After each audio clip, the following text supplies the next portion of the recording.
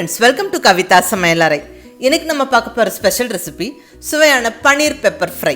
ஒரு அருமையான ஈஸியான பனீர் டிஷ். ரொம்ப சிம்பிள் அண்ட் ஈஸியாக பண்ணிடலாம், பட் ரொம்ப நல்ல டேஸ்ட்டாக இருக்கும். நல்ல ஸ்பைசி அண்ட் டேஸ்டியாகவும் இருக்கும்.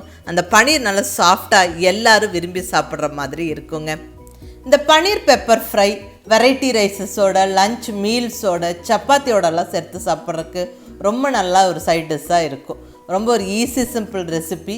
புதுசாக சமைக்க பழகிறவங்களும் ட்ரை பண்ணலாம். ஒரு பர்ஃபெக்ட் டேஸ்ட்டோட ரொம்ப நல்லா இருக்குங்க. வாங்க ரெசிபி எப்படின்னு பார்க்கலாம்.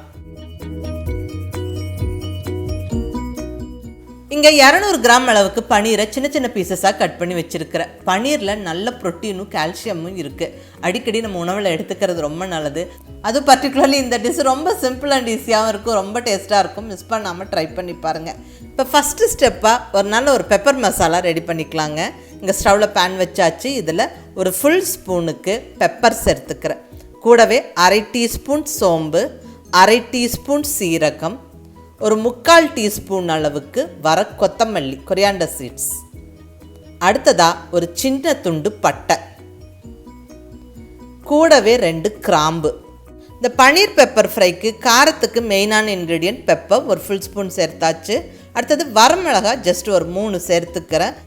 ஸோ காரெல்லாம் உங்களுடைய டேஸ்ட்டுக்கு தகுந்த மாதிரி டிசைட் பண்ணிவிட்டு பெப்பர் மிளகாயெல்லாம் அட்ஜஸ்ட் பண்ணிக்கோங்க. பட் பெப்பர் கொஞ்சம் தூக்கலாக இருந்தால் நல்லாயிருக்கும். இந்த ஸ்பைசஸ் எல்லாம் நல்லா வறுத்து விட்டுருவோம். அதாவது பொரிஞ்சு கொஞ்சம் வாசனை வர வரைக்கும் வறுபட்டு வரட்டும். பாருங்கள், ஸ்பைசஸ் எல்லாம் நல்லா கொஞ்சம் பொரிஞ்சிருச்சு. இப்போ இந்த ஸ்டேஜில் ஒரு 2 கொத்து ஃப்ரெஷ்ஷான கருவேப்பிலையை போட்டுடலாம். இதுவும் நல்லா அந்த ஸ்பைசஸோடு சேர்த்து வறுத்து விட்டுருவோம்.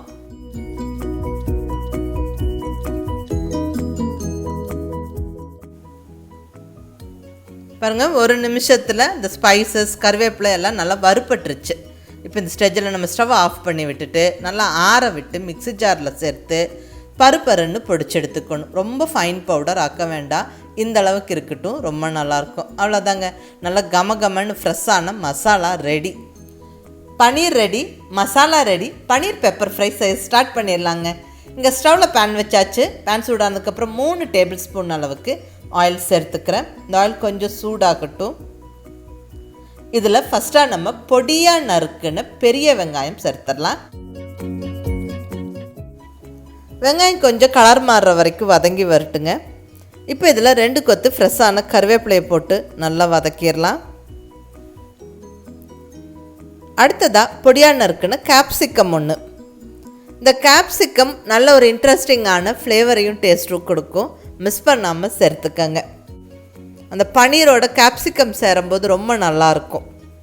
கேப்சிகம் குயிக்காக வதங்கிடும். ஜஸ்ட் 1-2 நிமிஷம் வதக்கி விட்டால் போதும். இப்போ இந்த டிஷ்ஷுக்கு தேவையான உப்பு இப்போவே சேர்த்து விட்டுறலாம்.